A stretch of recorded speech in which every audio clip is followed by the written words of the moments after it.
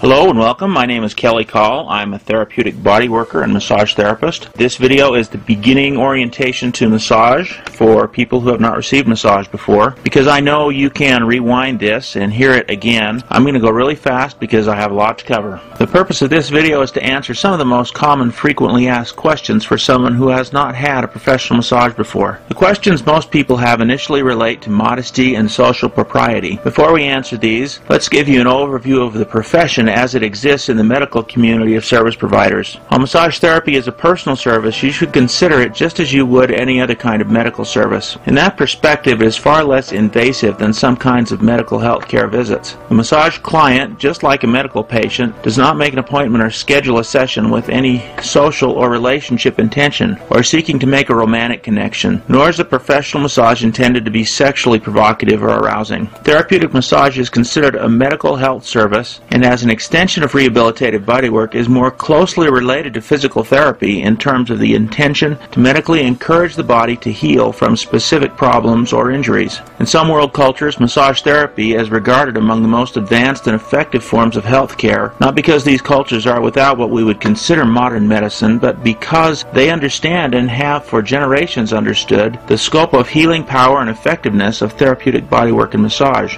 Consider massage therapy a more general term that defines in American culture the entire range of hands-on treatments. Consider therapeutic bodywork a more specific description given to types of massage treatments that focus on specific problems or injuries. Our licensing of therapists grants them one license as a massage therapist, which covers both. Understand that not all people with a massage therapy license have advanced therapeutic bodywork training. Some therapists have only a basic level of training in relaxation and stress management.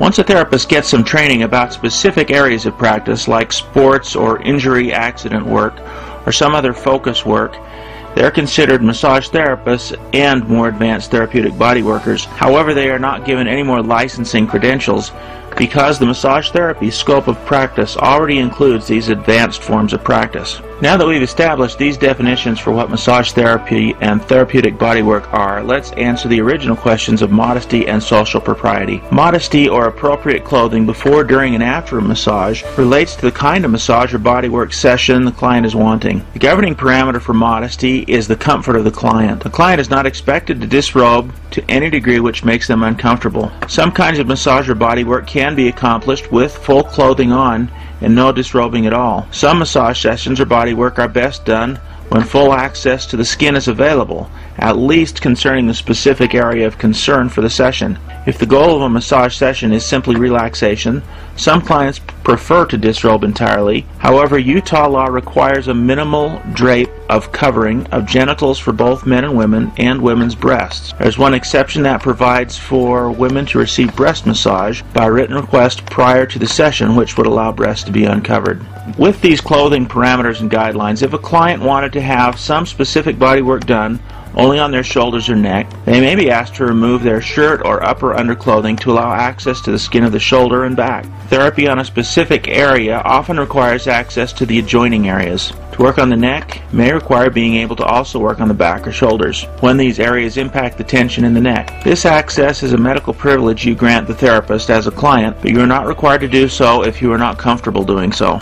If you decline to give a therapist direct skin access, they'll respect your wishes and do the best they can working around clothing, or they may tell you that they can't do what they need to do without direct access. Your choice to allow or deny skin access does impact the kind of benefits you can receive and can limit the therapist effectively performing the service you require. For this reason, you should mentally adjust your thinking to be receptive to touch therapy as a medical service and not as a form of social bonding. Clients who disrobe fully and learn how to relax completely still remain covered with a sheet or towel at all times, as required by Utah law. The way this is done is that the therapist introduces you to the therapy room, shows you the table, and a sheet or towel is provided for you to cover yourself with. Then the therapist leaves the room, giving you the privacy to disrobe, climb on the table, and cover yourself with the sheet. Then you call the therapist, and they re-enter the room after you are under the sheet. The sheet remains between you and the therapist, as well as whatever clothes you choose to wear during the session. It is common for the sheet to be folded back to uncover the back of the arms arms or the leg or the back while the therapist is working on the area, and then recovered when the therapist moves to another area. During the session, what is expected is communication from you to let the therapist know you are comfortable with the placing of the drape and your comfort with modesty during the session. Your modesty and the degree of covering you require to be comfortable is your responsibility to communicate. The therapist is responsible to honor your wishes. When the session ends, the therapist leaves the room and you again have full privacy to reclothe. Know that the therapist wants you to be comfortable and to be able to fully relax, and wants the assurance from you that you feel secure and sufficiently modest so that you can do this. If you have not had massage before and all this is new to you, it's okay for you to have some anxiety the first time you receive a massage, but mentally allow yourself to accept and become comfortable communicating and expressing what makes you most comfortable, and not make an obstacle of modesty to receiving the medical help you deserve. You disrobe for other medical practitioners as necessary, and by having the same attitude toward a massage therapist that you would toward a doctor where modesty is concerned, you need not have anxiety. Massage therapist works on hundreds of clients' bodies. Making you feel secure while accessing what is needed is really the only goal. This leads us to now answering the second original question of social propriety. Given that professional massage is not about making romantic or sexually arousing connections, and that the objectives are only for health and medical benefits, neither the therapist nor you should encourage these kind of emotional attachments. The more you yourself respect this professional relationship and have the right intentions and attitude, the more comfortable and relaxed you will be able to be. As you receive massage ongoing, you should develop a high level of confidence in both the therapist and yourself to develop proper professional relationship. Neither you nor the therapist needs social conflict. The therapist goes to work every day with the expectation to only form professional relationships with clients. Please do not continue visiting a therapist for professional services if you find yourself inclined to anything but a professional connection with them. Protect both yourself and the therapist, and find someone else to do your professional massage and body work if you find yourself becoming inappropriately enamored or attached to them. Experienced therapists appreciate you keeping the relationship purely professional or going elsewhere if necessary. Let's summarize these basic moral and social boundaries that make all professional relationships work.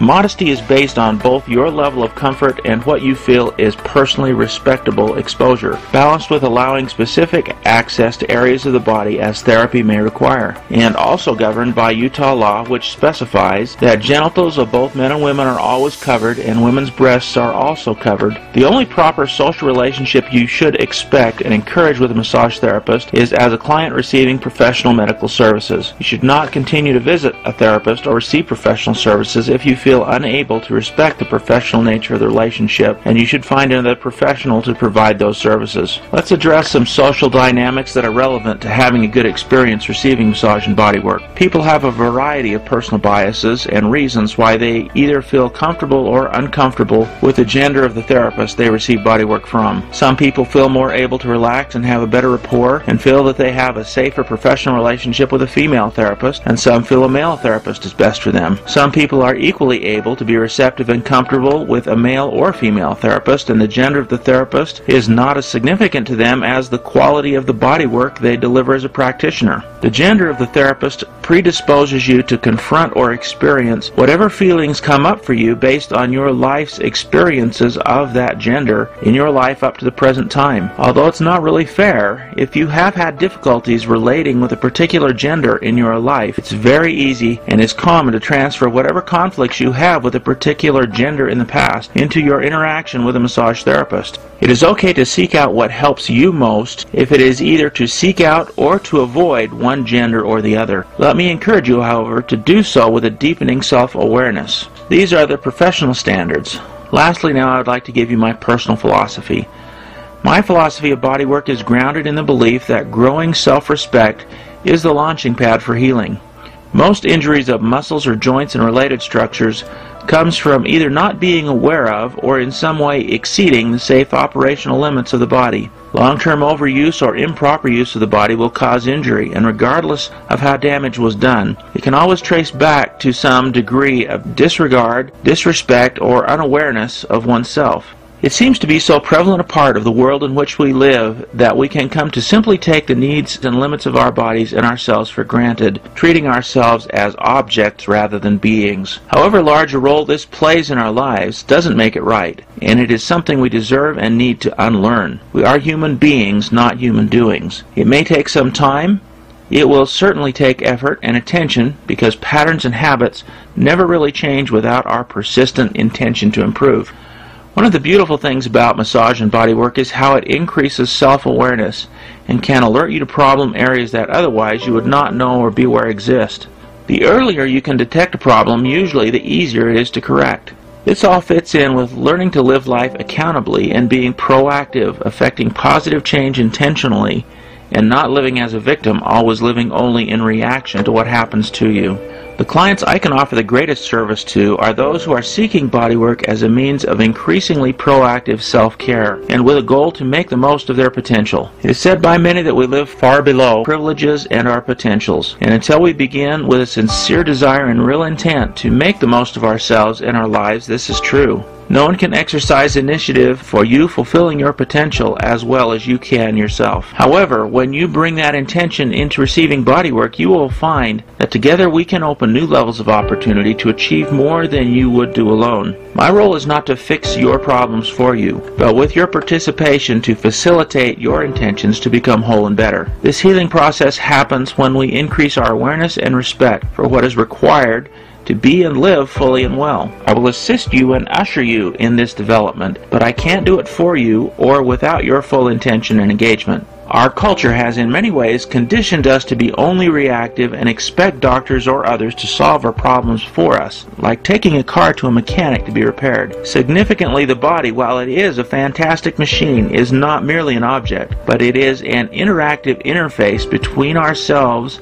at our spiritual core and the external world in which we live. Because of this, effecting a healing process in our bodies necessitates our personal engagement in altering how we interact and interface through our bodies with the world in our daily lives. We must be present and attentive and cannot simply hand over the keys to a repairman and walk away expecting them to diagnose and get done whatever needs doing. While you should consider massage a medically oriented experience, do not get massage with the same socially conditioned casualness you may have to your accountability in learning and evolving your patterns of being, as you may do with a medical doctor. Pointing out these attitudes is a description of a prevalent social condition, not a personal indictment. It is human nature to be somewhat lazy and want someone else to be responsible for us. But when it comes to bodily wellness, it simply can't work that way. If you have that attitude toward caring for yourself, realize that it won't open the door to receiving what bodywork has to offer for you. The value of bodywork will only really fully open to those who accept and seek personal responsibility for wellness and peak potential in their lives, including their emotional accountability.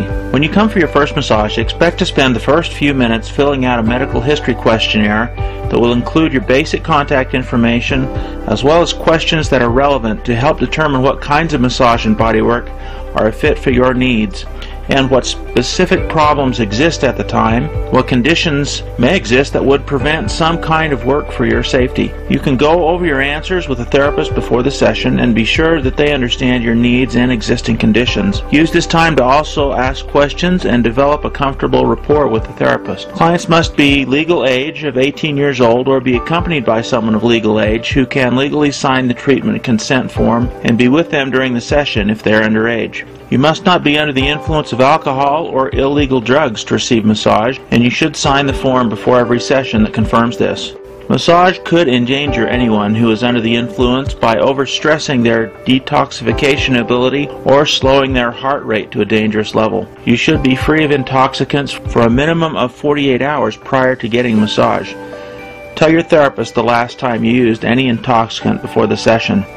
Your interest may be to relax, reduce stress, make the most of sports performance, or heal. Most soft tissue problems are not fully healed until you have had a competent massage therapist get the area settled and relaxed with full range of motion once more. Bodywork therapy addresses injury rehabilitation and complements both physical therapy and chiropractic care, enhancing the effectiveness of both. This is why many physical therapists and chiropractors are now either learning massage techniques themselves or hiring massage therapists to accelerate and improve the quality of service they can provide. They are beginning to recognize that the body simply responds, performs, and heals better with massage than without it.